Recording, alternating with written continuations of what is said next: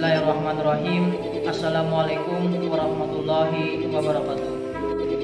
Perkenalkan, nama saya Muhammad Fauzan, NPM 180606508, nomor absen 25, dari lokal 6B non reguler, Prodi Administrasi Negara.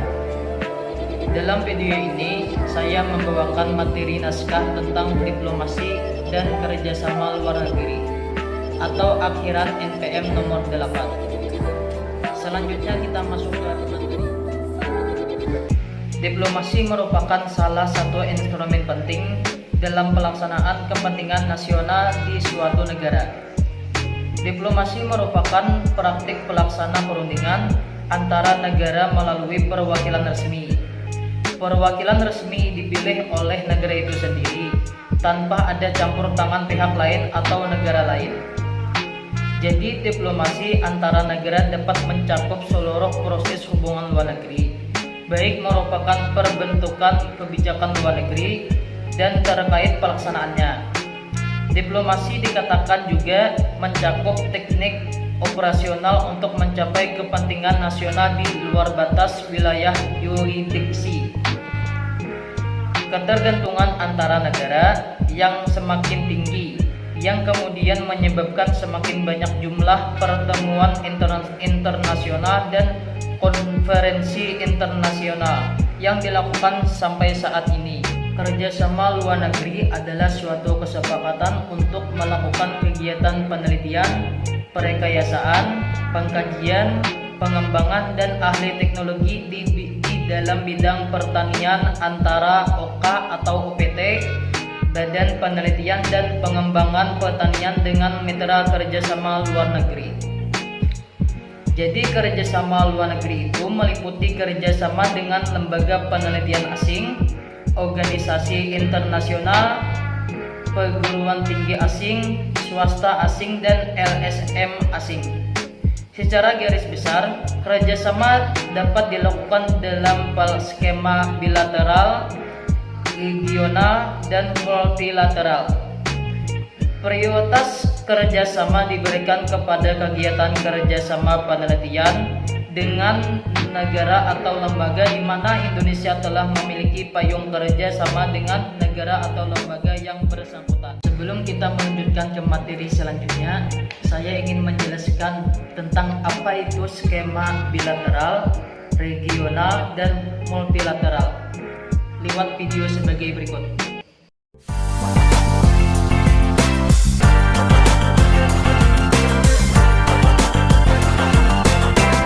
Kata bilateral diambil dari bahasa Latin bi artinya dua, dan lateralis yang berarti milik sesuatu.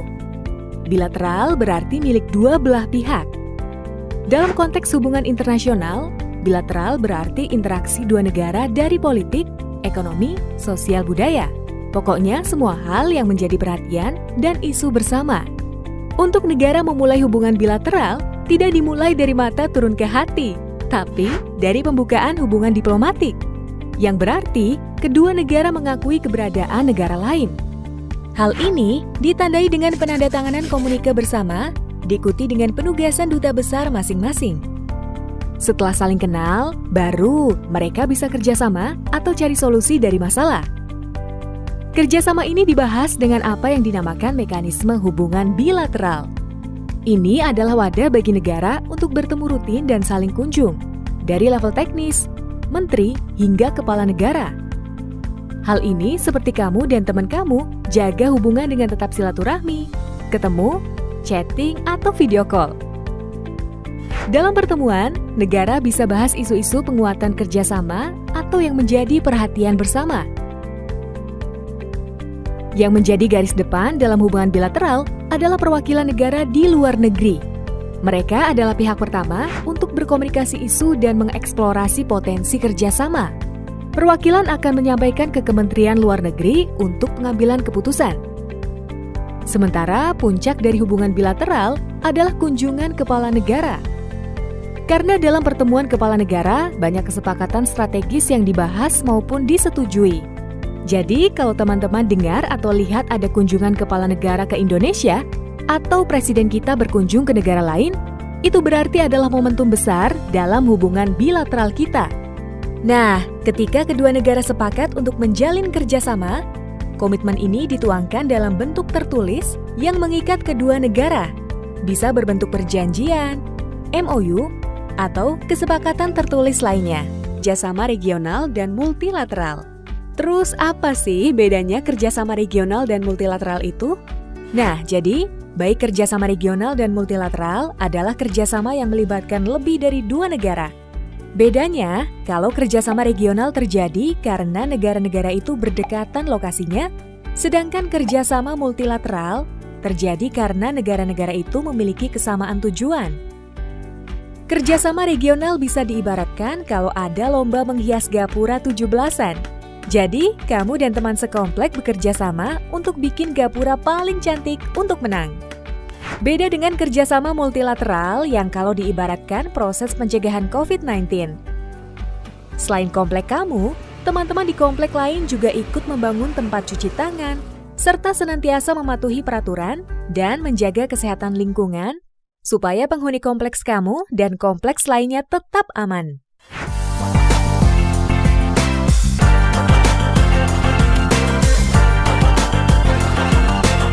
Sekarang kita bahas dulu yuk tentang kerjasama regional.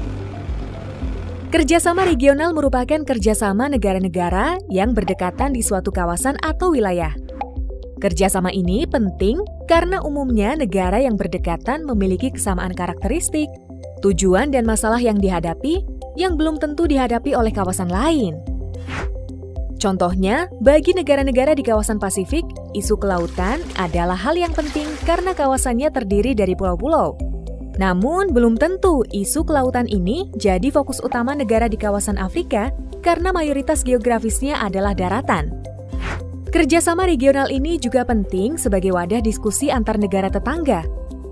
Karena asal teman-teman tahu, konflik yang paling sering terjadi di dunia adalah konflik antar negara tetangga.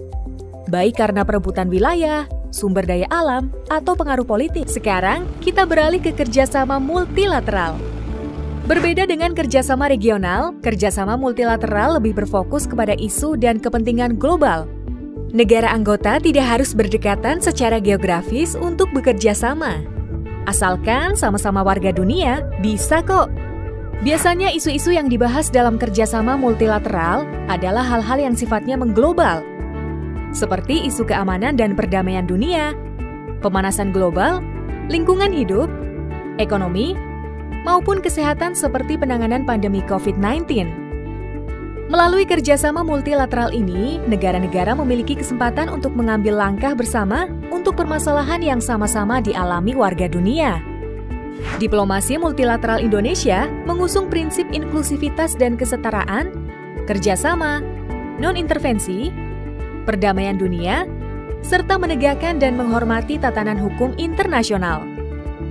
Hubungan multilateral ini dilakukan Indonesia melalui sejumlah organisasi internasional, yaitu organisasi-organisasi yang dibentuk masyarakat dunia yang memiliki tujuan yang sama. Indonesia saat ini tergabung dalam 200 organisasi internasional loh. Melalui keanggotaan ini, Indonesia berperan aktif dalam isu-isu global sekaligus menyuarakan kepentingan Indonesia guna menyejahterakan bangsa. Salah satu organisasi internasional yang Indonesia menjadi anggota adalah United Nations atau Perserikatan Bangsa-Bangsa yang biasa disingkat PBB. Secara spesifik, kerjasama penelitian internasional dimaksudkan untuk sebagai berikut. Yang pertama, meningkatkan alih teknologi yang relevan yang telah dihasilkan oleh lembaga-lembaga penelitian internasional. Yang kedua, memperoleh metode, teknik, atau inovasi baru yang dihasilkan oleh lembaga penelitian internasional untuk mendukung kegiatan perekayasaan teknologi yang dilakukan oleh Badan Penelitian dan Pengembangan Pertanian. Dan yang ketiga, meningkatkan kompetensi penelitian, perekayasaan Badan Penelitian dan Pengembangan Pertanian di dunia internasional. Selanjutnya, permasalahan dalam hubungan diplomasi dan kerjasama luar negeri, yaitu terdapat sejumlah masalah atau isu-isu terkait dengan pemantapan politik luar negeri dan peningkatan kerjasama luar negeri. Antara lain yang pertama adalah potensi disintegrasi bangsa terkait dengan internasionalisasi masalah Papua. Yang kedua, penyelesaian wilayah perbatasan. Yang ketiga, kerjasama dalam lingkungan ASEAN. Yang keempat, langkah pendekatan Republik Indonesia dalam persoalan Timur Tengah. Yang kelima, peran Indonesia dalam keanggotaan Dewan HAM PBB. Yang keenam, dialog antar agama atau interfaith dialog. Yang ketujuh, persoalan nuklir Iran. Yang kedelapan, perlindungan terhadap WNI di negara lain, serta kerjasama bilateral. Tujuan diplomasi dan kerjasama luar negeri adalah salah satunya untuk meningkatkan hubungan persahabatan yang terjalin antara negara. Perlu diketahui, pengertian kerjasama internasional sendiri adalah suatu bentuk hubungan yang dilakukan oleh negara satu dengan yang lainnya, mencukupi kebutuhan dalam negeri. Seperti yang kita ketahui, bahwa tidak ada negara yang memiliki semua barang dan jasa untuk memenuhi semua kebutuhan warga negaranya. Setiap negara pasti memiliki kekurangan dan kelebihannya masing-masing. Dapat meningkatkan produktivitas dalam negeri dan dalam melakukan kerjasama internasional. Dalam suatu negara biasa memperoleh bahan produksi negara yang belum dimiliki, biasa diimport dalam negeri, dan dengan demikian produksi menjadi lebih lancar sehingga produktivitasnya dapat meningkat. Selanjutnya, upaya pemerintah dalam melakukan pembangunan dalam urusan diplomasi dan kerjasama luar negeri, antara lain yaitu peningkatan ekspor. Untuk mengatasi permasalahan ini, terdapat dua hal utama yang dilakukan pemerintah, yakni meningkatkan ekspor dan mengendalikan impor baik barang maupun jasa. Upaya pemerintah stabilkan ekonomi di tengah gejolak dunia, pemerintah melakukan perbaikan di berbagai sektor. Misalnya, yang pertama, sektor pendidikan dengan memberi beasiswa hingga pendidikan tinggi. Yang kedua, pembangunan infrastruktur khususnya di bidang kelistrikan. Yang ketiga, mempermudah perizinan dan perbaikan layanan kepabianan. Ada 4 hal upaya pemerintah dalam melakukan pembangunan dalam urusan diplomasi dan kerjasama luar negeri tersebut adalah: 1. Menjaga kestabilan harga dalam negeri. Yang kedua, memperluas ketersediaan lapangan kerja. Yang ketiga, mempercepat pembangunan nasional. Dan yang keempat, ahli teknologi. Selanjutnya, lembaga pemerintah yang menangani diplomasi dan kerjasama luar negeri, yaitu sesuai amanat Undang-Undang Nomor 37 Tahun 1999 tentang hubungan luar negeri dan Undang-Undang Nomor 24 Tahun 2000 tentang perjanjian internasional. Materi luar negeri bertanggung jawab menangani urusan pemerintahan di bidang hubungan luar negeri dan politik luar negeri. Untuk itu, Kementerian Luar Negeri menyusun suatu panduan bagi pemerintah daerah dalam melakukan hubungan dan kerjasama luar negeri. Panduan tersebut dituangkan dalam lampiran Peraturan Menteri Luar Negeri tentang panduan umum hubungan luar negeri oleh pemerintah daerah. Selanjutnya ada video penjelasan yang lebih lanjut tentang diplomasi dan kerjasama luar negeri. Ayo kita lihat videonya. Sebenarnya apa sih yang dimaksud dengan diplomasi itu?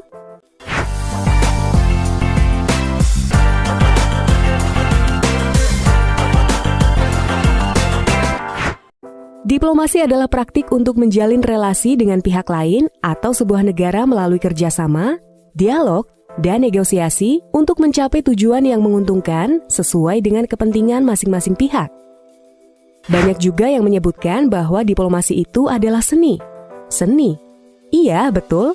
Seni bernegosiasi antar negara yang dapat berlangsung antara dua negara, yaitu secara bilateral, dan dengan banyak negara, yaitu secara multilateral. Tujuan diplomasi adalah untuk menjalin, mempererat, dan meningkatkan hubungan dengan negara lain. Hal yang menjadi bahan diplomasi adalah segala bentuk kepentingan nasional yang mencakup politik, ekonomi, budaya, dan sosial. Sebelum adanya diplomasi, negara cenderung untuk menggunakan kekuatan militernya untuk dapat mencapai kepentingan nasional yang dibawa dalam berhubungan dengan negara lain.